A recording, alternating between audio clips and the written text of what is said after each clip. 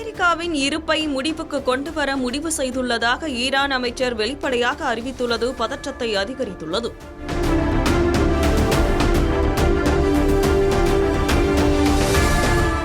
கடந்த ஒரு வாரமாக இஸ்ரேல் மற்றும் அமெரிக்கா ஆகிய நாடுகள் ஈரான் மீது உச்சக்கட்ட தாக்குதலை நடத்தி வருகின்றன. ஈரானின் பல்வேறு பகுதிகளில் அமைந்துள்ள முக்கிய கட்டமைப்புகள் மற்றும் ராணுவ தளங்கள் மீது நடத்தப்பட்ட தாக்குதலில் ஈரானில் ஏராளமான சேதங்கள் ஏற்பட்டுள்ளது.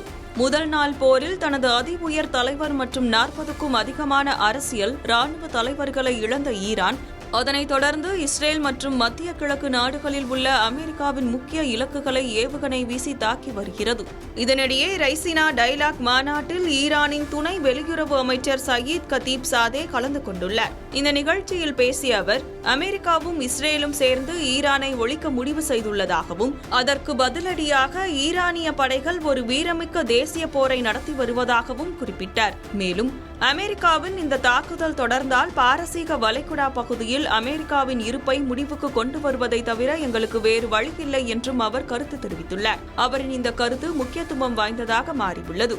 அமைச்சரின் இந்த கருத்தை தொடர்ந்து மத்திய கிழக்கு பகுதிகளில் உள்ள அமெரிக்க தளங்கள் மீது ஈரான் தனது தாக்குதலை அதிகரிக்கும் என்ற அச்சம் எழுந்துள்ளது. அப்படி ஒரு நிலை ஏற்பட்டால் அமெரிக்கா அந்த பிராந்தியத்தில் தனது ராணுவத்தை அதிகரிப்பதோடு ஈரானுக்குள் தரை வழியாக நுழையவும் அமெரிக்கா முடிவெடுக்கும் என்றும் கூறப்படுகிறது.